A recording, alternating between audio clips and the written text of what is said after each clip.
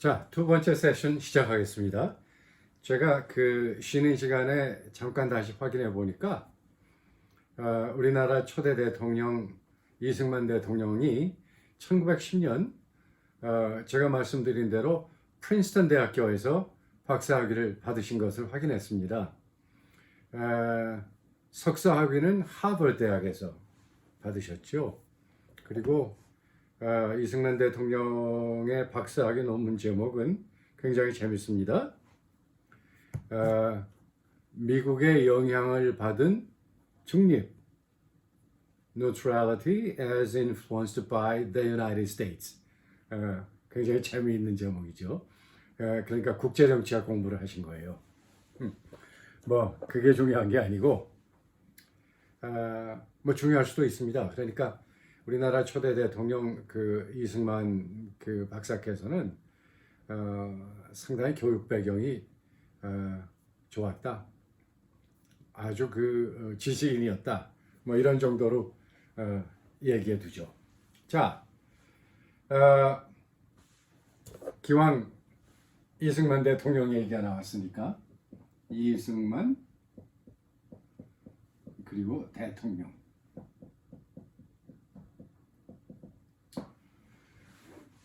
이승만이라는 이름은 한 사람을 지칭하는 말이죠.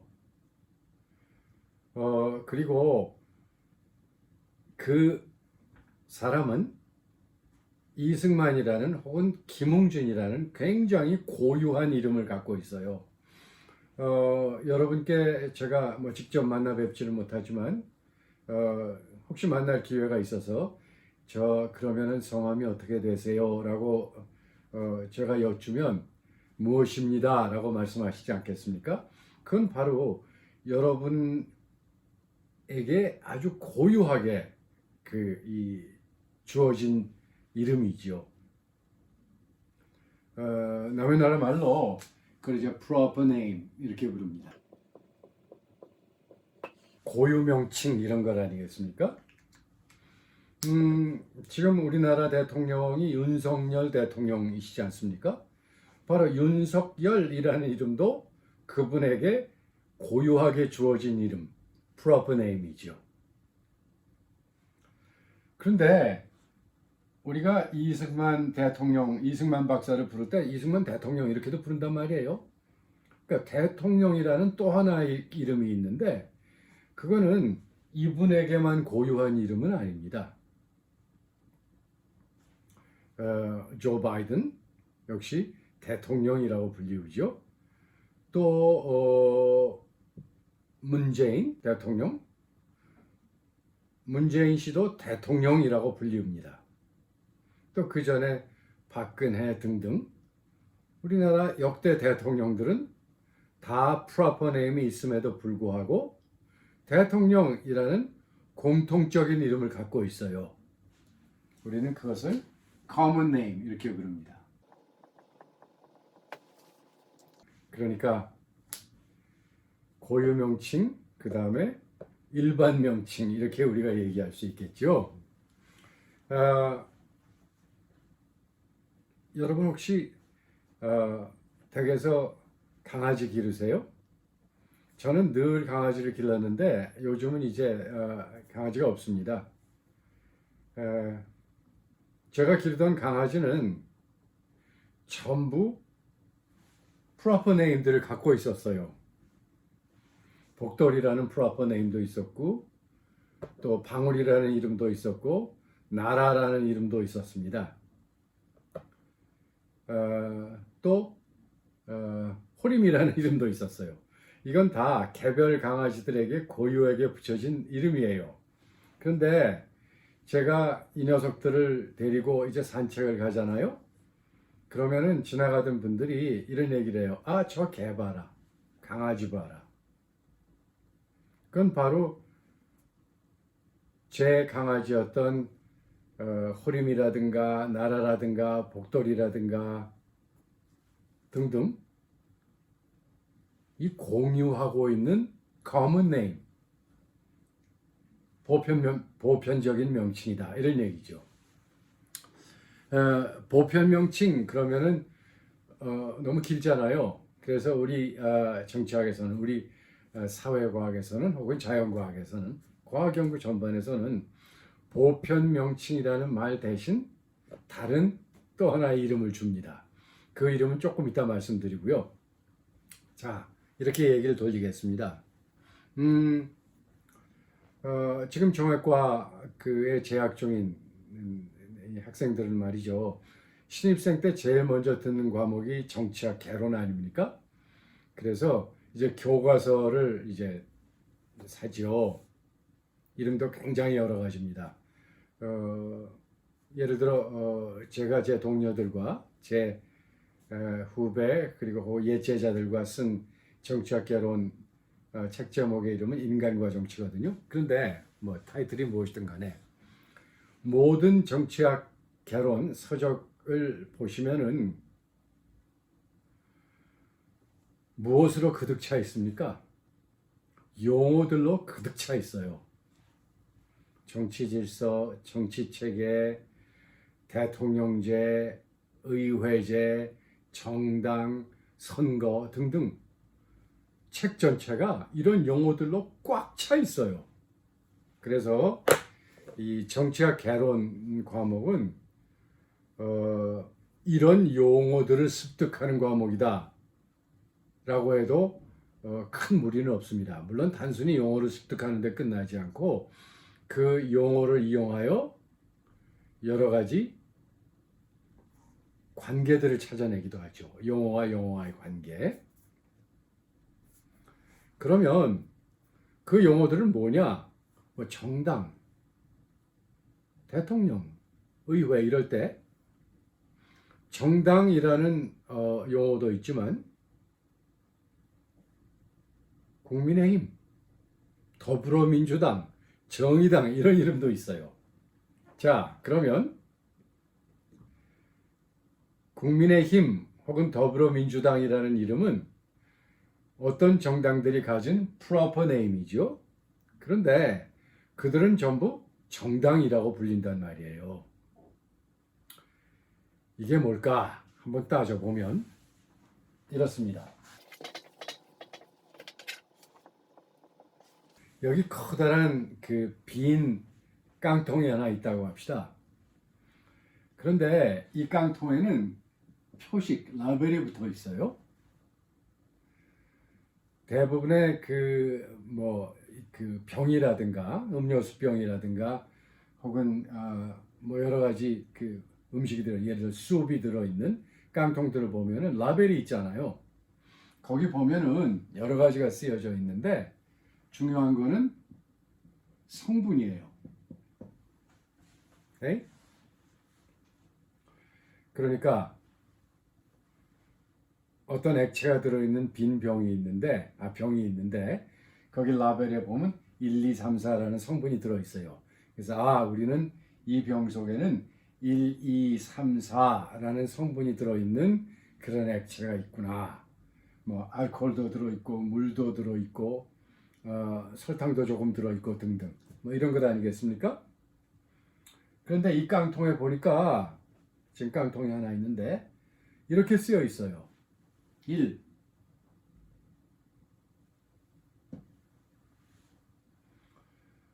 제도적 경쟁을 통해 정치 권력을 획득하는 것을 목적으로 한다. 2. 고유한 이념적 지향성과 정책 목표를 갖고 있다.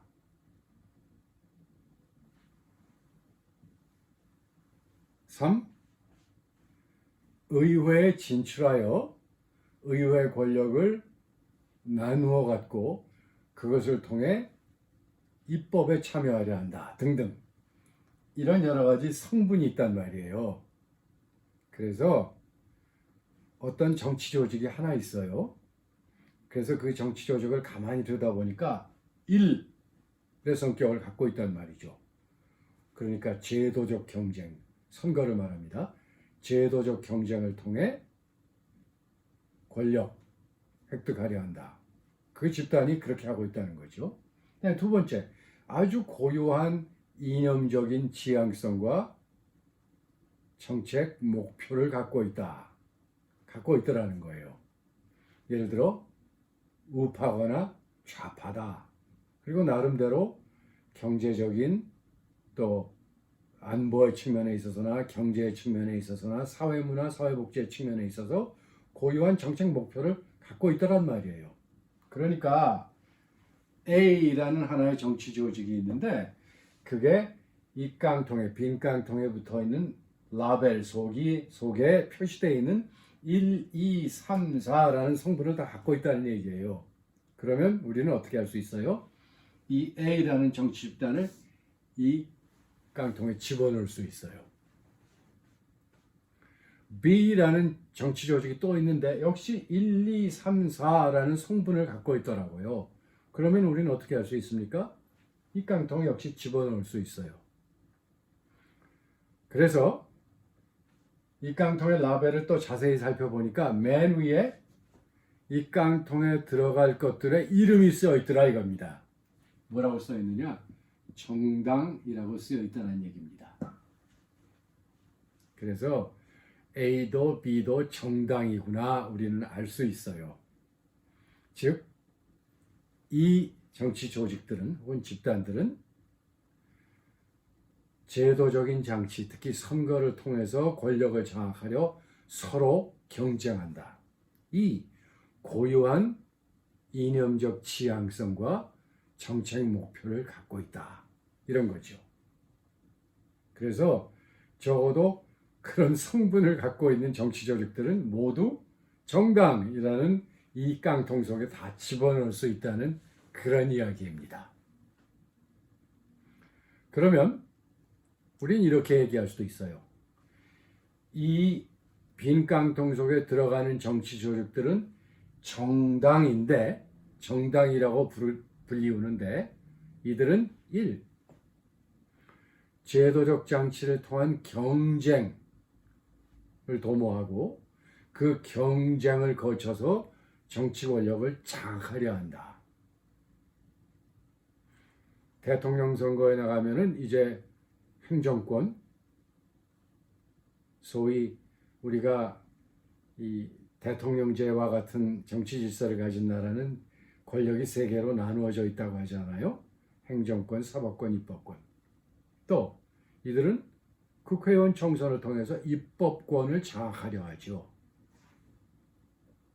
그 다음에 각기 다 나름대로의 고유한 이념적인 지향성, 그러니까 ideological orientation, 보수, 진보, 혹은 좌우, 이런 이념적인 성격을 분명히 드러내고 있고, 그 다음에 나름대로 국가의 다양한 정책에 관한 목표를 갖고 있더라. 그게 바로 정당이다. 이런 얘기를 하는 거예요. 자, 우린 방금 뭘 했느냐 하면 정당이라고 불리울 수 있는 정치 조직들을 분명히 규정한 겁니다. 1, 2, 3, 4의 성격을 갖고 있는 정치 조직을 우리는 정당이라고 부른다. 이렇게 합의했다고 볼 수도 있습니다. 그런데 여러분, 왜 정당뿐이겠어요? 대통령, 또 뭐 있습니까? 정치 체제, 우리가 민주주의 체제, 권위주의 체제, 뭐 독재 체제 이런 얘기들을 자주 하거든요.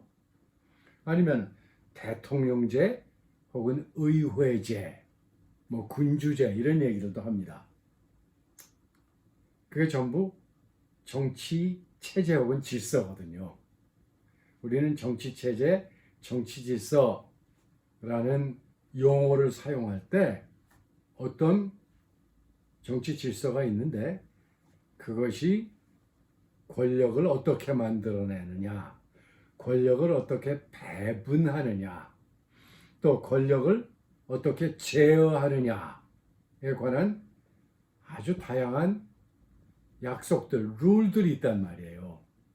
그래서 권력의 생성과 배분과 제어에 관한 일단의 약속들, 일단의 룰들, 이런 것을 일컬어 우리는 정치 체제, political regime이라고 부른단 말이죠. 자, 여러분, 이런 보편적인 이름을 무엇이라고 부르면 좋겠습니까? 여러분이 잘 아는 말이기도 하는데 그저 제가 일단 말씀을 드리자면 우리는 그런 것들을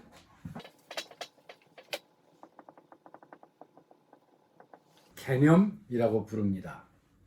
대통령도 개념이고 정치 체제나 질서도 개념이고 정당도 개념이고 선거도 개념입니다.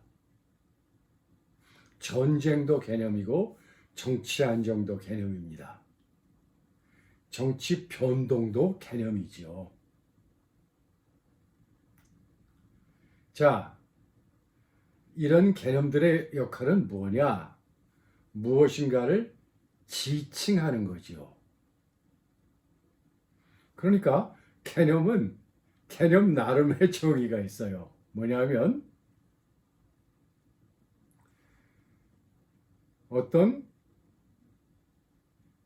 단위들이 공유하고 있는, 서로 나누어 갖고 있는, 보편적으로 갖고 있는 성향들을 모아서 지칭하는 말이 바로 개념입니다.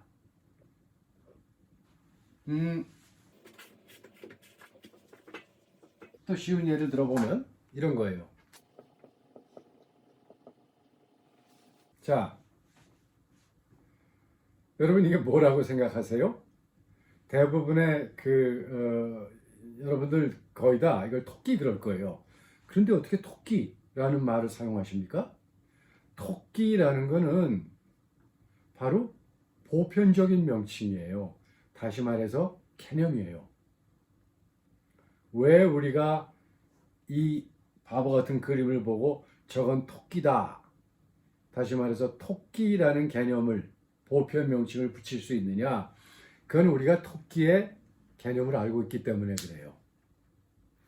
귀가 유난히 길고 눈이 빨갛고 뒷다리가 길고 앞다리는 짧고 뭐 등등등등 이런 속성들을 갖고 있는 동물들을 일컬어 이런 여러 가지 성격들, 속성들을 공유하고 있는, 나누어 갖고 있는 동물들을 일컬어 토끼라고 부르기로 우리는 합의한 거죠.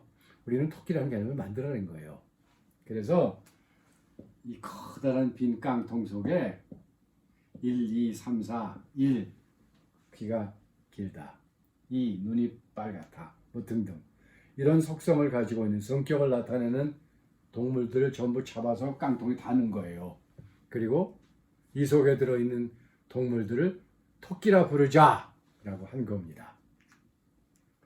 정치학 연구를 하기 위해서는 다양한 정치 현상을 지칭하기 위한 그런 도구로서의 개념들이 필요합니다.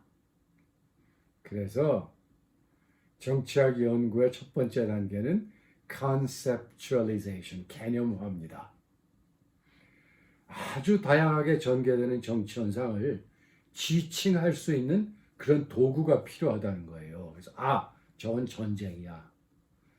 저 모습은 정치적 안정의 모습이야. 저건 선거야. 저건 투표야. 저 사람들이 대통령이야. 저 제도가 의회야. 우리가 이렇게 지칭할 수 있었다는 얘기입니다. 지칭해야 된다는 거죠. 그래야지 뭔지 알 수 있지 않습니까? 결국 개념이란 다양한 현상의 모습을 그리고 지칭하기 위한 도구입니다. 그 도구 없이 우리는 정치 현상을 또 우리를 둘러싸고 있는 다양한 현상들을 그려낼 수가 없습니다. 여러분 친구 중에 하나가, 죄송합니다만 아는 사람 중에 하나가 막 소리를 지르고 길 가다가 돌멩이를 걷어차고 목소리가 커지고 뭔가 부수고 이런다고 할 때 저 사람이 지금 뭘 하고 있는 거지? 그 사람의 행동 혹은 그 사람의 감정을 지칭할 수 있는 도구가 필요해야 하죠. 그래야 저 사람이 이러이러하다고 얘기할 수 있지 않겠습니까? 그래서 우리는 분노, 앵가라는 개념을 혹은 지칭 도구를 만들어낸 겁니다. 바로 이러한 도구가 있어야 우리는 C1, C2, C3라는 조건 하에서 X가 Y를 불러일으킨다 라는 진술 지식을 만들어낼 수 있는 겁니다. 다시 말해서 여기서 X도 그렇고 Y도 그렇고 C들도 그렇고 모두 개념들입니다. Y라는 정치현상, X라는 현상, 또 C1, C2, C3라는 조건 이런 것들은 전부 개념이라는 도구를 통해서 지칭됩니다. 지칭을 해야지 X가 Y를 불러일으킨다는 말을 할 수 있지 않겠습니까? 경제성장이 정치 안정을 불러일으킨다는 이야기는 경제성장 혹은 정치 안정이라는 지칭 도구, 즉 개념이 있을 때 만들어질 수 있는 그런 말, 그런 진술이라는 뜻이죠. 따라서 첫 번째 정치학 연구의 틀은 바로 이런 개념들을 만들어내는 작업입니다. 그래서 여러분은 정치학 개론 시간에 수많은 개념들을 공부하시게 되는 겁니다. 좀 쉬었다 할까요?